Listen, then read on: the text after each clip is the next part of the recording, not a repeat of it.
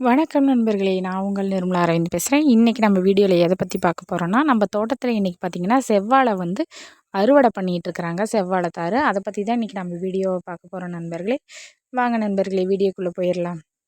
இங்கே பாருங்கள், இது செவ்வாழை நடவு செஞ்சு வந்து 12 மாதம் ஆயிடுச்சு. இங்கே பாருங்கள், தார் அறுவடை பண்ணிகிட்ருக்குறாங்க. தார் பாருங்கள் எப்படி இருக்குது. மேலே வந்து சருவு கட்டியிருக்கிறோம் செவ்வாழைக்கா கலருக்காக. செவ்வாழை வந்து வெயில் முகம் படுற மாதிரி இருந்தால் அது வந்து காய் அப்படியே பச்சையாக இருக்கிற மாதிரி ஆகிடும், பச்சை செவ்வாழை மாதிரி ஆகிடும்.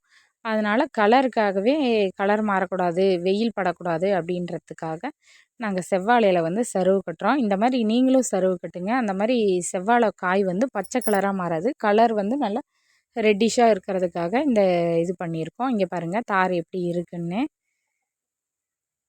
நல்லா இந்த மாதிரி சருவு கட்டி விடும்போது தான் வெயில் வெளிச்சம் வந்து தார் மேலே படாது. இங்கே பாருங்கள் கலர் எப்படி இருக்குது. இந்த தாரில் பார்த்தீங்கன்னா ஒரு குருவி வந்து கூடு கட்டி இருக்குது.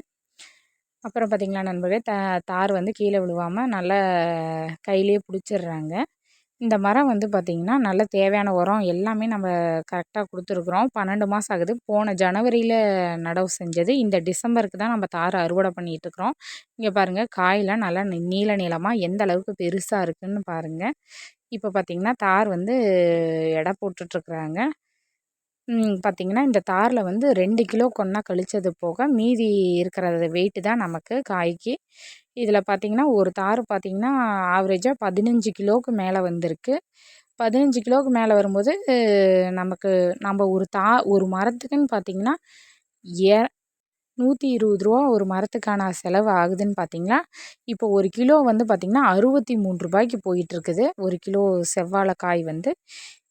இப்போ நமக்கு ஒரு தார் வீதம்னு பார்த்திங்கன்னா நமக்கு ரூ. 500 கிடைக்கும் ஒரு தாருக்கு. ரூ. 500 தார் கிடைக்கும்போது ரூ. 120 நம்ம இது வரைக்கும் ஒரு வருஷத்தில் நம்ம மரத்துக்கு செலவு பண்ணியிருந்தோம்னா, இதில் ரூ. 120 ரூ. 500 கழிச்சிட்டோம்னா ரூ. 380 நமக்கு கைக்கு லாபமாக கிடைக்கிது நண்பர்களே. இந்த பாருங்கள் செவ்வாழை நடவில் தோட்டத்தில் ஒரு 200 மரம் வச்சுருந்துக்கோம். இப்போ தான் முதல் டைமாக அறுவடை பண்ணியிருக்கோம். மொத்தமாக ஒரு 14 தார் மட்டும் அறுவடை பண்ணியிருக்கோம் நண்பர்களே.